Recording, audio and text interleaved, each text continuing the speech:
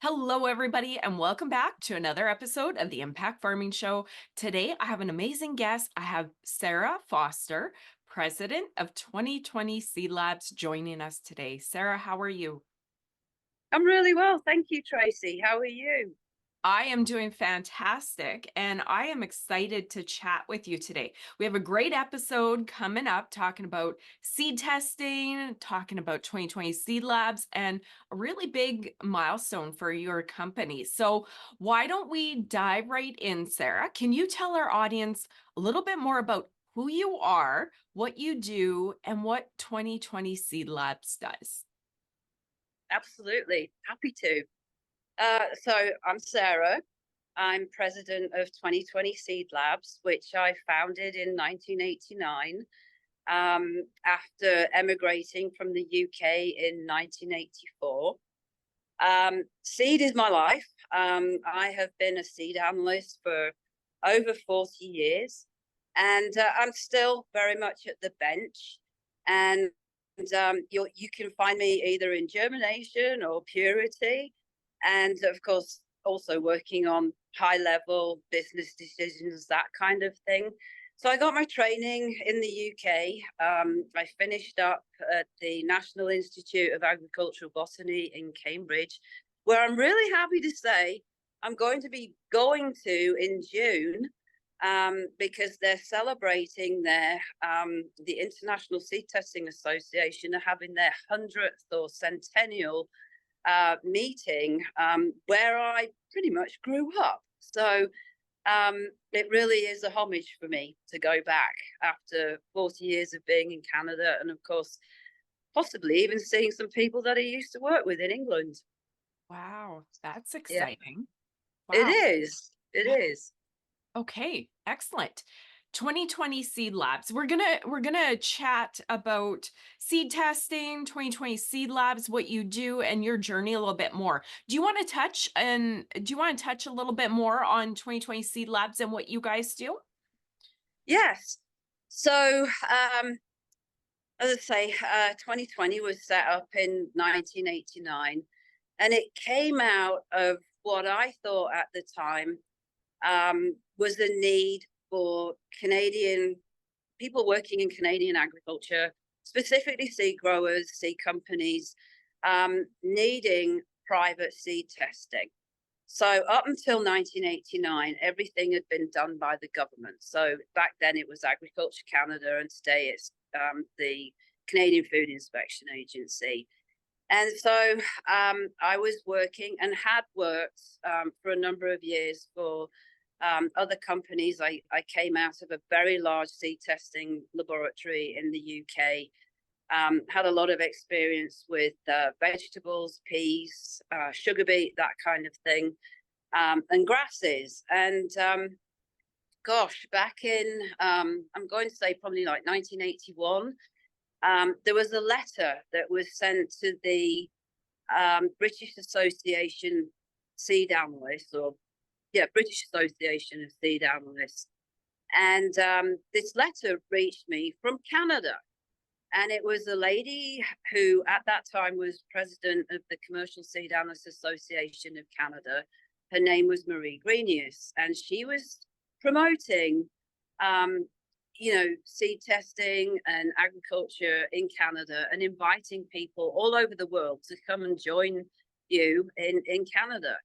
And this kind of, got my brain working a little bit. And I thought, what a neat thing, to be able to take my skill, take my career abroad. And the opportunity came up a few years later to actually do that. So I emigrated in 1984 and came to work for what was back then United Grain Growers, and I was one of their seed analysts in Edmonton. And we did lots of in-house work, so principally grasses, clovers, and all the cereals. No, work from external customers. It was all primarily for the company that I worked for.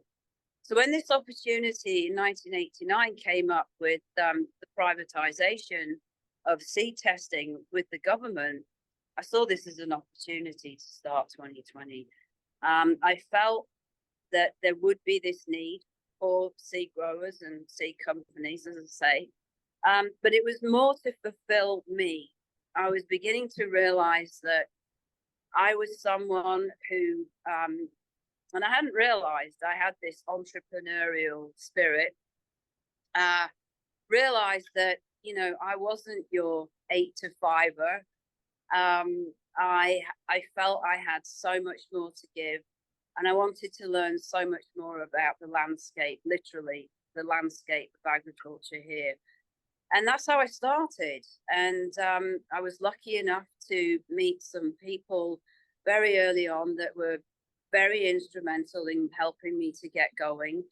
Back in the day, there was no internet, there was no social media. Everything I did was in person, and I'd jump in my car in the summer and I'd go visit farmers, and I'd just stop along the way and pop in. And a lot of times I was met, either by the farmer or their wives, made very welcome, explained what I did. And you know what the agricultural community is like. Word spreads, it's all word of mouth.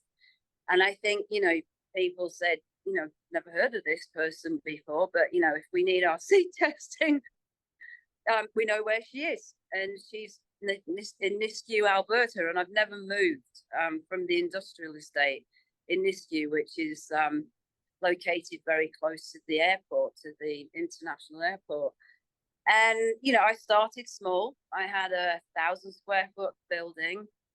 Probably one of the, I wouldn't say the scariest things I've ever done.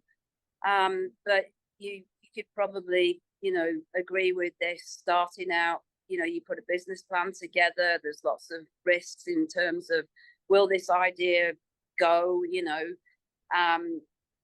well, essentially, how can I make the red payment, Yes. and there were a few, rocky years. And little by little, I established myself. And now we have our own 10,000 square foot building still in Nisku, that's gone from what was, at the core, if you like, of services that were made available through accreditation, which is still today absolutely necessary, which are germination, purity, and some disease testing.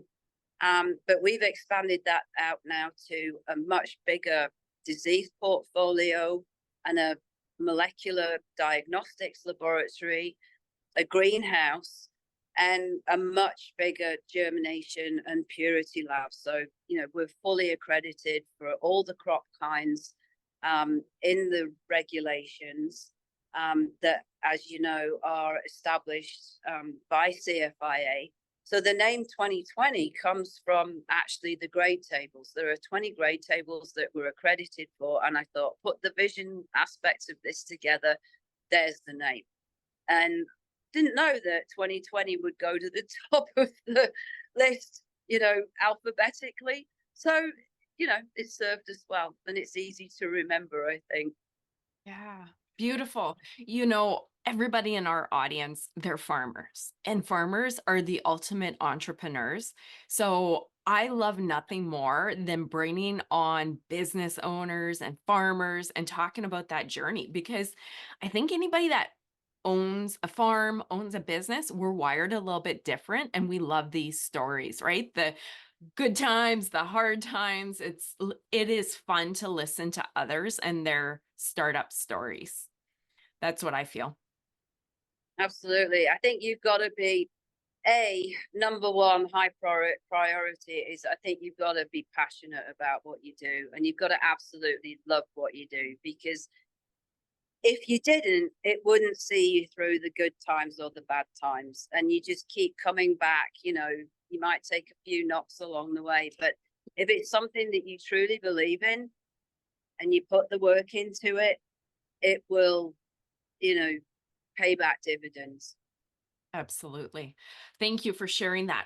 I want to pop back and ask you about your customer. I think the seed testing world, even for me, is a little bit like the magic behind the curtains. I'll make a disclaimer. I did an amazing episode with one of your gentlemen that work at 2020, Moses Palmer. So we'll include links to that in the show notes. So if you guys are interested, that talks all about 2020 and seed testing. But who are your customers for seed testing? Can you pull the curtains back and share some of that? So many of us don't know this world. So yes, it's probably one of those secrets. Um, Actually, even today, if you're applying for anything, bank account or whatever, um, there is no seed analyst. It's probably the closest thing is you fit into some sort of agricultural category. So yes, we are. Little is known about us, but we play probably in terms of the in the networking or in the legal side, we play a very, very important part, because before seed is sold in Canada, it has to be tested. It's a legal requirement. And then the other side of it is we play a part in how good that seed is, how well it's going to perform in the field, how clean it is it healthy, and pull it back a little bit more and open up to the whole seed testing panel would be the molecular and the DNA and all the diagnostics that go with plant breeding and genetics and diseases and that types of thing. And we are supported quite heavily by our molecular team at 2020 Seed Labs. So because of that, because of our offerings, our customer base is quite large. So we would work with multinationals who are selling seed in Canada and abroad. We work with seed growers, people who clean seed, so registered seed establishments, the everyday, horticulturalist who wants to know something about, growing seed, and might have a problem with the, a packet of seed that they bought or something like that. Maybe not necessarily so much that, but we would principally work with the first four that I've talked about. So the multinationals, the seed growers, the farmer, and the registered seed establishments, and then seed companies who are buying seed from abroad, who want to make sure that it meets Canadian standards. And then we're working with companies that are exporting. So one of our accreditations is through the International Seed Testing Association, that allows us to assist in shipping seed abroad. Unbelievable. Even for myself, who is a farmer, who is networking out there with all kinds of different companies, even I still don't even know about all the different areas in agriculture. It's unbelievable. You take for granted. It's like, what do you mean seed just doesn't show up and it's perfect and it's all good? What do you mean? Oh, Yeah. incredible, right? Oh, Yes. good. Okay, thank you for sharing that, because again, I think that's the magic behind the curtains on a huge industry. We feed the world, and this is such an important part, and so many of us don't know anything about it. So, thanks for sharing that.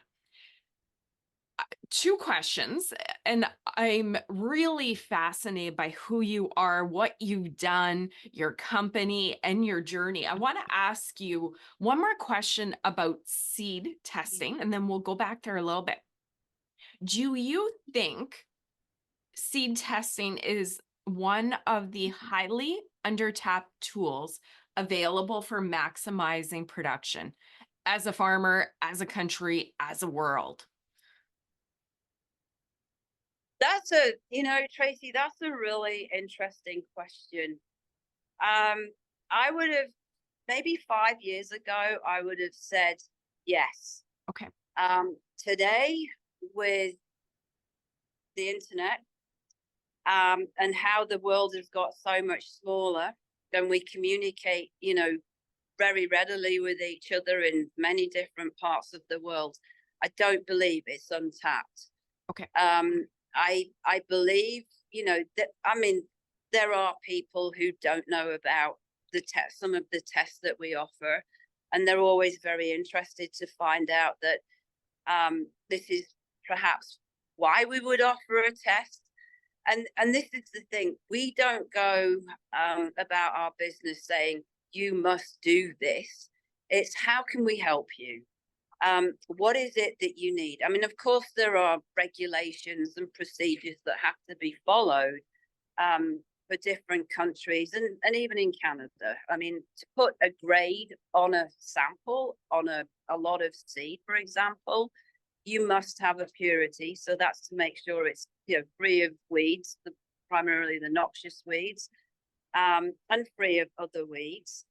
And then it's got to have a germination, and it has to meet a minimum standard. But nowadays, there's so much, conversation around artificial intelligence, the cost of seed. Let's talk about greenhouse production, just as an example. And we'll, in the Netherlands, where it's huge. There are companies there, that are growing tomatoes. Well, one of those tomato seeds might be worth $5. So they're going to make sure that every single seed they produce is going to be viable. How do they do that? They might use an X-ray machine to look inside the seed, therefore, not being destructive to the seed itself. So you're not wasting any seed. And this is the way that the world is going in terms of, we're putting so much more into genetics, into varieties. We want more performance. We want less disease. We want absolutely more production. So the value of seed is going up. And because of that, we're tapping, if you like, into what it is that we can do to make sure that quality is there without, destroying the seed. We, of course, still destroy seed in order to grow it. Obviously, we want to see what's happening with the germination. And of course, you have to get the seed to germinate, and then it's no good. But even that, we're very resourceful about. We compost it. We're very, very keen to be sustainable and, make sure that we have, a good footprint, green footprint. But I'm kind of going away a little bit, but no, I wouldn't say it's untapped. I think today, seed technologists, seed analysts, anyone who's working in the science side of things, it's huge, and it's a very exciting time to be in seed testing. And I mean, when we talk to our customers, they all want to know about this. What have you got going on now? What research are you involved in, and that kind of thing. And, as I say, there are some people that don't know these things, but the major players do. Okay, excellent. Thank you. Pulling back that curtain so we understand the industry a little bit more. And that conversation about sustainability and efficiency and feeding a growing population, it's so important. So I was curious your outlook on that. So, okay, let's go back here. You started the business, it's in Alberta. You have a few locations, right? I want to ask you about that, share, and then I want to talk to you a little bit and get into Sarah's mind about your journey as a business owner, because this is fascinating. And I know some of our most popular episodes are when I speak to entrepreneurs and their journey. I get the best response. So share a little bit more about your company, your locations, and then I'm going to ask you some interesting questions. So our company is completely independent. We Yeah. are fully accredited, and we have all the accreditations, certifications, registrations that we need to operate at many, many levels, and at some very high levels. There's a huge amount of trust put in the work that we do, and with that comes, some can I put it? We're obviously signing, confidentiality agreements and that type of thing.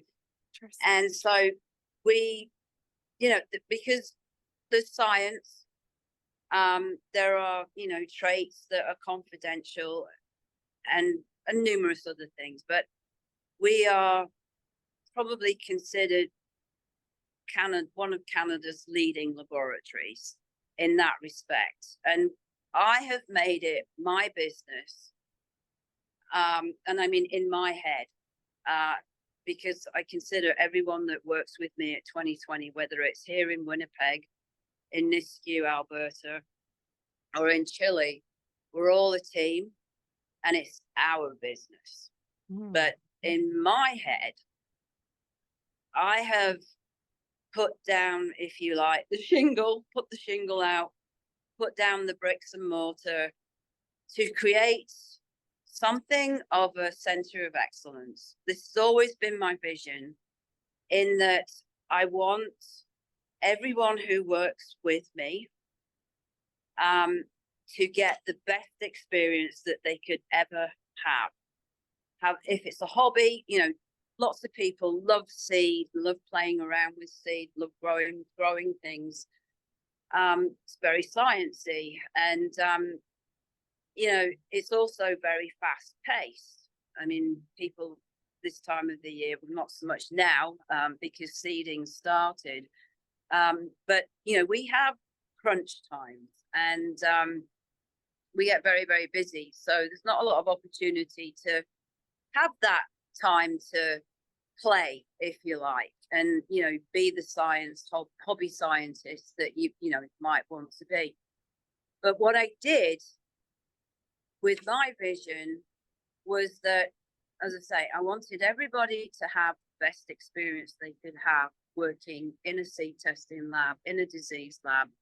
I allow everyone the freedom to express themselves, and I don't mean verbally. I'm talking about through growth, through their own personal growth.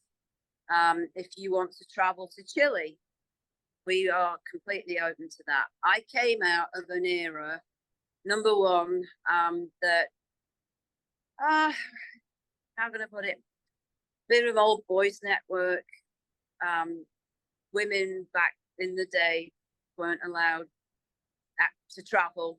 We certainly didn't represent companies, and we certainly were a minority in agriculture. And I remember those days as if they were yesterday. And I remember being very deflated, not underappreciated or anything like that, because that was the way it was back then. But I always felt I was always hungry for knowledge. And I could get that through meeting colleagues in the industry, peers in the industry. And remember, again, pre-internet, you either read a lot of books or you talked to a lot of people or went to conferences, and those kinds of things, were treats. They were luxuries. And now I really want our staff to engage in as much as they can, to be as knowledgeable as they can, because knowledge, it's so important. And we're moving at such a fast pace these days that, it's become more and more critical to know what's going on. Our landscape's, changing so much. Interesting. Well, and I acknowledge you for that, because 35 years ago, and we'll chat more about that right away, it was a different world. And, funny enough, Sarah, when I started this media company 16 years ago, it was definitely very different than today. And I mean, that's half of your business. So I could appreciate what you went through. So I want to ask you 3 rapid fires, getting in Sarah's brain, because we love the nitty gritty. In those early years, I'm going to ask you 3 questions, and I'm going to get you to kind of say the first thing that comes to your mind.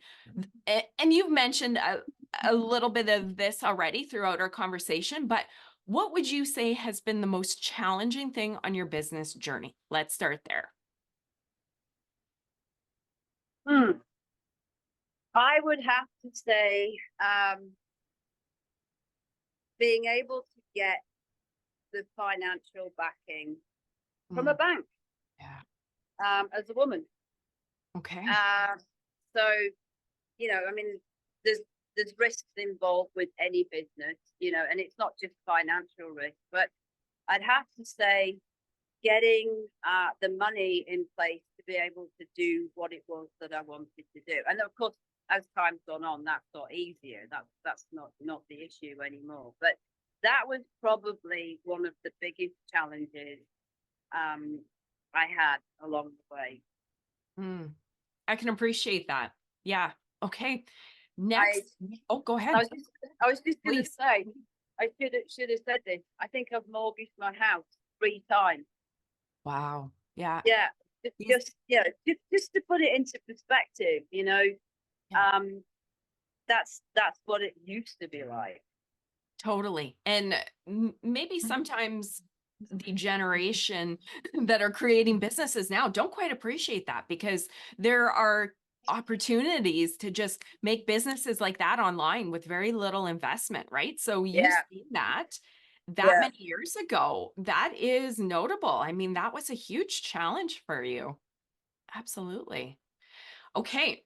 So then, what is the best thing about starting your business? Like going to Sarah, what's the best thing about starting your business? Um, well, you take the fear aspect away from it, which was back in 1989.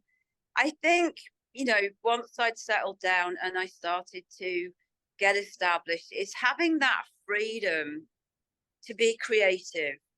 And I'm I am a true visionary. I can see things, I can't see them, but I get a sense, I read a lot, I know what's coming. And so I start preparing for it long before it happens. And I think, you need to be that way when you're an entrepreneur. And so, you know, I I I wouldn't say I predict things, but I will often sit with our senior management team and say, "All right, I can see this coming," and it happens. And it's just having that ability to be creative, to get ready for something, to put the pieces in place for when a service becomes available or an opportunity, whether it's and this is very true of Canada. If the government pulls back and offers up more areas in the ag world for privatization, just being there and being ready for it, and then having the ability to, because of our independence, working with so many different clients of so many different types, and being able to travel, Mm. and I don't mean travel for pleasure, more for travel for work. And I have been a technical auditor with the International Seed Testing Association. And I've been so enamored by some of our second and third world countries, that have seed labs, um, you know, and they're just as dedicated to what they're doing down in those countries as we are. So I think one of the things that I've really found very beneficial is the opportunity just to be more creative, and the freedom to operate. Mm. That's beautiful. I love it. This is going to be asking maybe a little bit similar to what I've asked you in the past, but a different angle. If you think of something great, if not, we can move on. What's the thing that surprised you the most? I know you said the most challenging and getting financing and a million other things you didn't share with us because I know how the journey goes, but what surprised you the most? Like where you're starting and you're like, whoa, I didn't think of this, or wow. So I had to think about this question, and I know that you sent these questions ahead of time. And it was really only, just a few minutes before we started that I really, it really came to me. I think as a business owner, you are so focused on what you're doing that you forget about everybody else around you, and it can be a very lonely existence. And that's what, partly because, if you're not working 18 hours a day, you're traveling. And I'd have to say that is the one thing that surprised me. I mean, I have tons of friends. I have tons of associates and people. I know loads of people. I've been around for, long enough in a relatively, I know it's a big industry, but it's also a small community. I know lots of people. But I have to honestly say, a lot of times you neglect your friends and you neglect your family. And that's the thing that probably surprised me the most. Oh, wow, Sarah, that's a beautiful answer. Kind of hit me right here. And anybody watching is going to resonate with that because everybody in the audience, they're farmers. And when you're farmers or a business owner, both are the same. Um, it's different. You make a choice. It's not Yeah. a 9 to 5, even though your business and my business has office hours and farming has seasons. You make a choice that that's going to be a priority in your life. And when you have, and farmers know this, you know this, I know this, Sarah, and I was thinking about it this morning. People that go to jobs 9 to 5, they don't realize. And even people that work in your business don't realize all the other pieces that go into making a business work and the time it takes, right? Yeah. Yeah. Yeah, it's absolutely that. I mean, and this. I've seen your posts. We eat, sleep, drink it, and breathe it, and it's blood, sweat, and tears. And if you going back to what I said earlier, if you don't have the passion, you're not going to survive. You absolutely have to be entrenched in this. It's in your skin. You breathe Yep. it. I can't say it any other way other than, and don't get me wrong, I have no regrets. It's been a lot of sacrifices, but I have absolutely no regrets. I have enjoyed every minute of it. And I have wonderful people that are, that I work with and that I'm surrounded by. But it's different. It's like I don't have that girlfriend that I can go, hey, let's go for a coffee, because she's on a different time zone than I am, or it's she's just not there when I'm finishing work. She's probably thinking about going to bed. Yes. Yeah, And I love this, Sarah, because with the show, it's agriculture, it's business, but we're also talking about people here and farming business owners. That's a way of life. And you are so right. It yeah, can be yeah. isolating, it can be lonely, but we love it. We love the ups and downs, right? So I'm so happy that you were genuine with that because sometimes I don't think we speak about that enough. And if somebody's starting out farming or starting a traditional non-farming business, we're not prepared mentally for that. And I think it's a disservice to farmers or business owners to say, work life balance, it's beautiful. And then reality hits. So, what you're saying resonates on so many levels. It's just beautiful. Thank you. Thank you. Thank you. Okay. On that note, huge accomplishment for you, Sarah. Mm. 35 years in business. Congratulations. I mean, if you look at the stats on people in business and farmers in the audience, I know how hard business can be for a variety of reasons. 35 years, that's amazing. So I'm curious. I probably know the answer because you're a business owner. I'm going to say, are you celebrating? And you're going to be like, Tracy, I'm too busy. So I'm curious, as a company, are you celebrating? And then I want to ask you about your thoughts on 35 years and reflections. So Well, yes, we are celebrating, and I good. will be celebrating with our staff.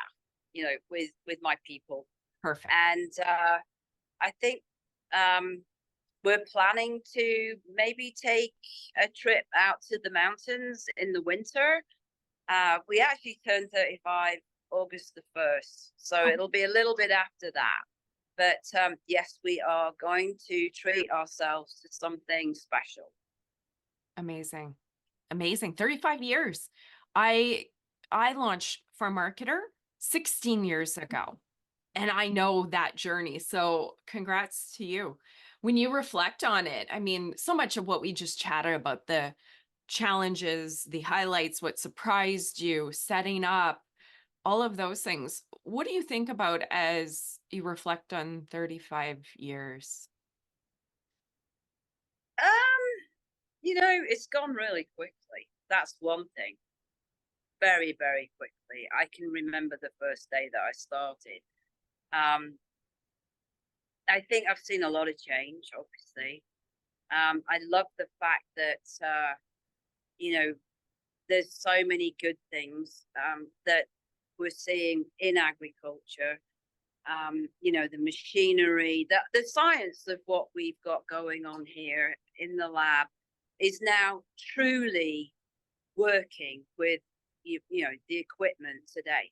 Like we've always said with input costs, no matter when we talk about that, input costs for farming has always been very expensive.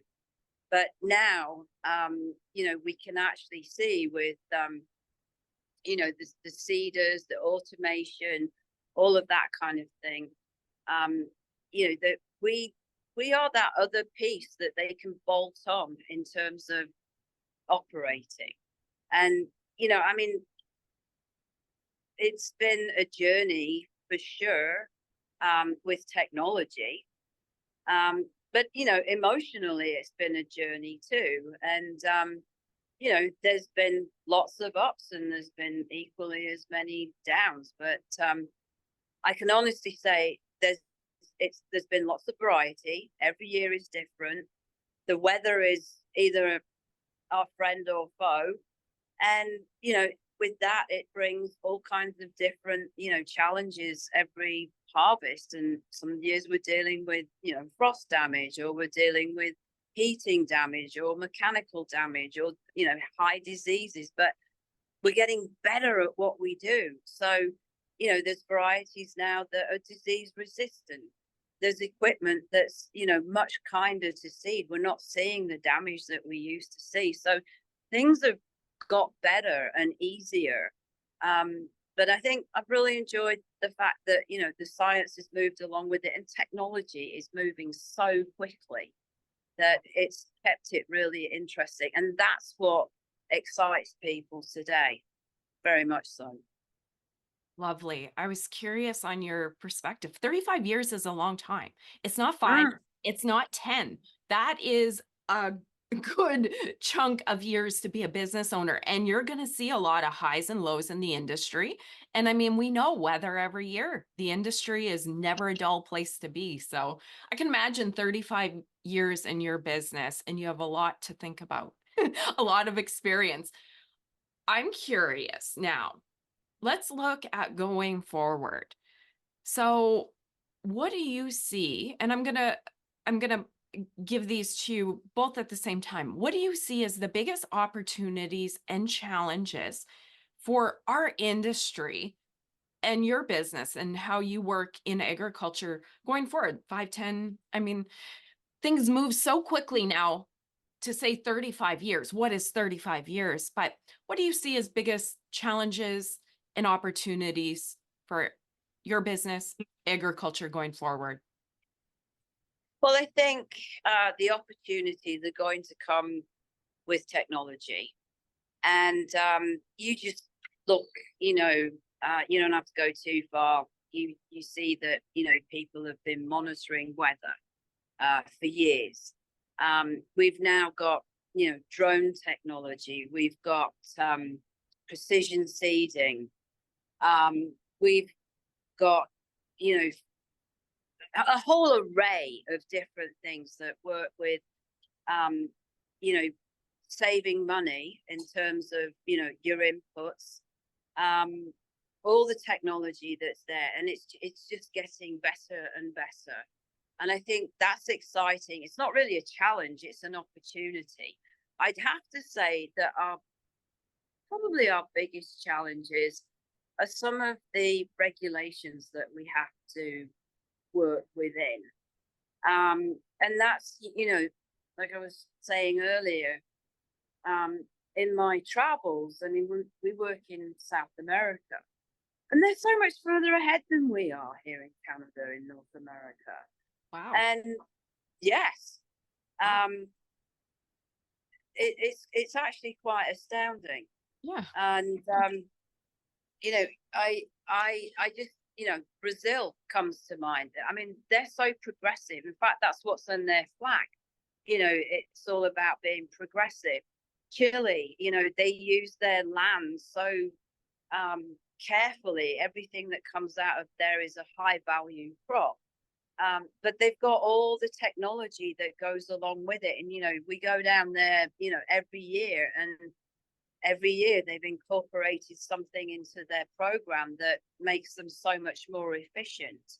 And we're just not doing that. And I'm not saying they don't have regulations, they do, but I think they recognize that the world is getting smaller, and maybe all of our regulations need to be kind of tied into, one that works for us, so that we can move across the borders. And I don't know if you know too much about this, but we've all just gone through a seed regulatory modernization project, if you like. Essentially, it seems that perhaps project works for that. And there was a bunch of task teams put together to talk about, what are the challenges with the regulations, and on, what you do on a day-to-day basis.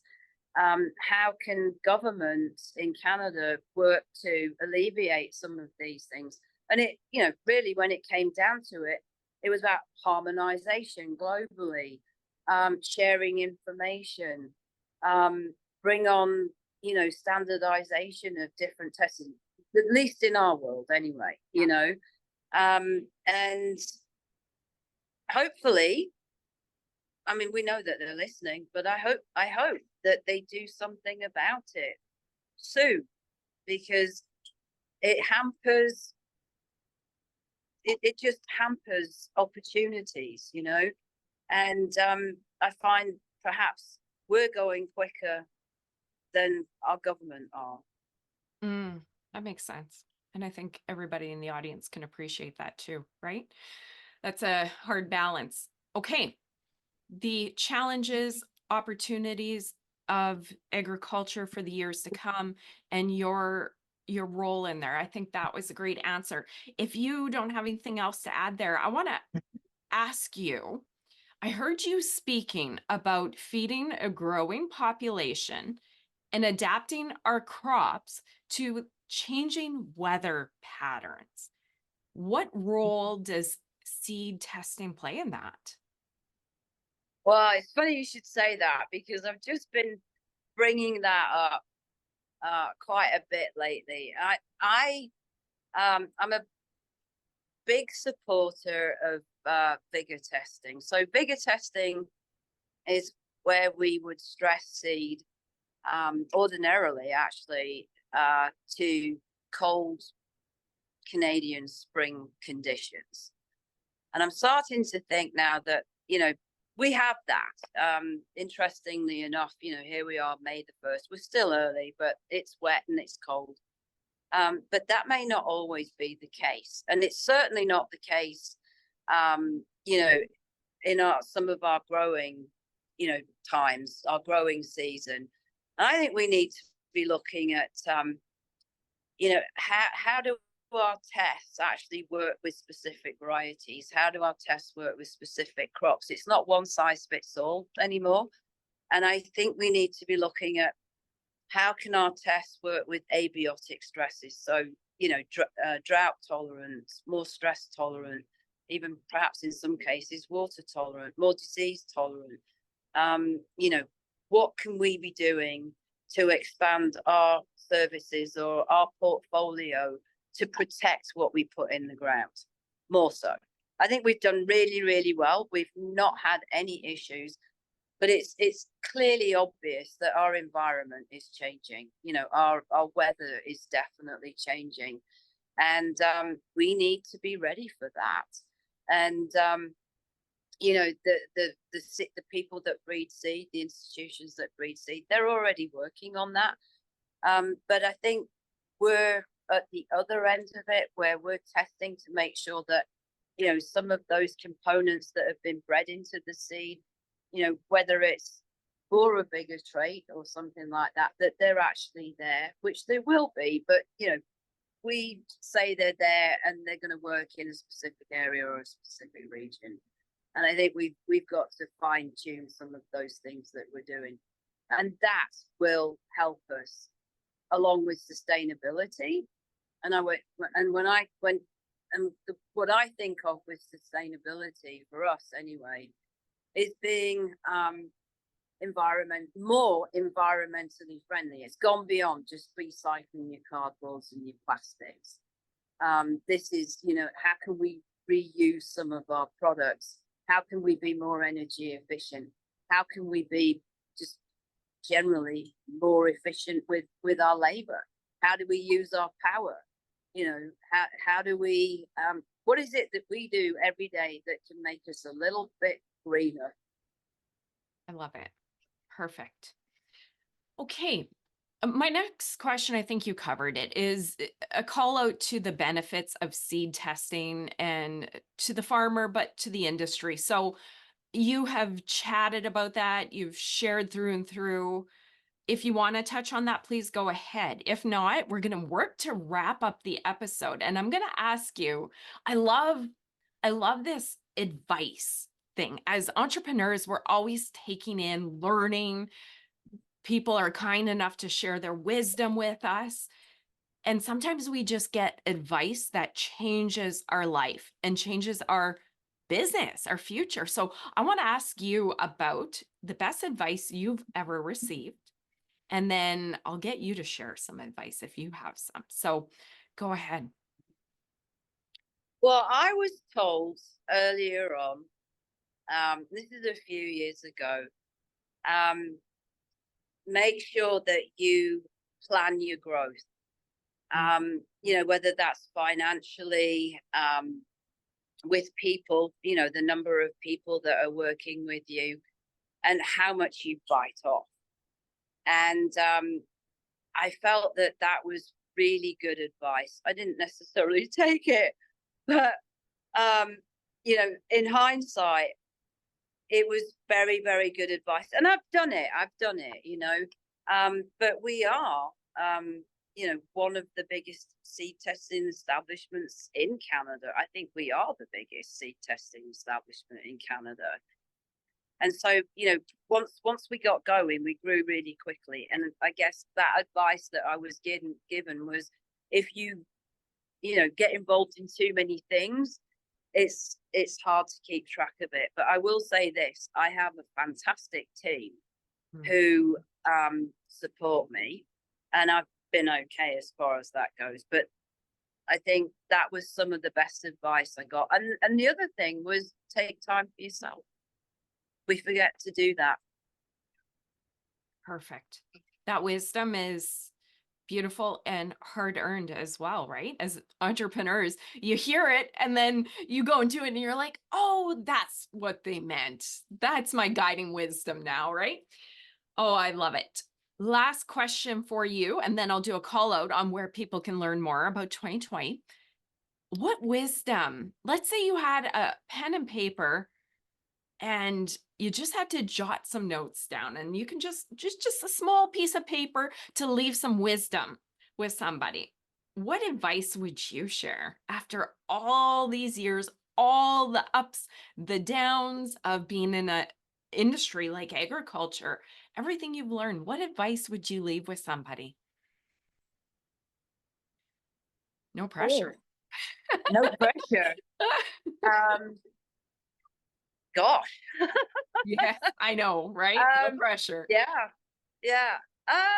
I think leading off, it would be, always take time for yourself. I think that's something that business people don't do. And it's hard to do, because you've always got, the priority of the business first, and it is your baby, regardless of how you look at it. It is your baby. So it is learning to take time for yourself. And I think don't be so hard on yourself if you failed. You know, pick yourself up, dust yourself off, and carry on. Because I do think some people, do take the knocks quite hard. Yeah, I think that's really it. I'm terrible at giving advice, you know. But I think those couple of things would be high on my list because I haven't necessarily done it, you know. Well, you've done it and you have the wisdom on the other side. And you sharing your story of 35 years of building the business that you've built to the caliber to be a leading player in your field, that's amazing. I mean, you need to go through that to have the hindsight to give that wisdom, right? I think so. Yes, absolutely. Yeah. But I think I really found my calling. Mm, I've never looked back on this as there's been some tough times, I will admit, um even just this last winter that some things happened within our organization that just made me think, oh my gosh, like, yeah. can I keep going, because it's just, I don't know, that it was just a difficult time. And yes, you can keep going because there's people that are there that want you to keep going. And ultimately, at the end of the day, I have customers that I need to service. And I'll tell you this, since COVID, I came back to the bench and I realized that's where I started. And now I'm working back at the bench. I absolutely had totally forgotten how much I love working with seed and really being in contact with customers again. Prior to COVID, I was probably working on more high level stuff. It was working behind the scenes, on the seed testing aspects of things and committees and, building the business. But I'm still doing that while being back at the bench. And it's it's been tough, but it's been very, very rewarding. And this is the thing, one of the things about having a small, medium-sized business, you are, you're not immune to what goes on. You can be hurt quite easily. Let's put it that way. And I can relate, and every farmer in the audience can relate. They go through good years and bad years, right? So that's beautiful, honest, and I think bang on advice. Thank you for sharing that. Thank you. Oh, so Sarah, this has been lovely. Can you share where farmers can learn more, farmers, businesses, anybody that wants to learn more about 2020 Seed Labs and your services? How can they find out more? Well, we have a really good website. So obviously 2020seedlabs.ca. You can always reach out to our toll-free number, which is 1-877-420-2099. And that will get you through to Alicia, and she will put you through to our marketing person, Shannon Stolinsky, who also our account manager, Krista Erickson, and Kerry Matheson, our director of operations, Moses Palmer, who you've interviewed, our lab manager. All of them would be more than happy to, share any kind of information you need.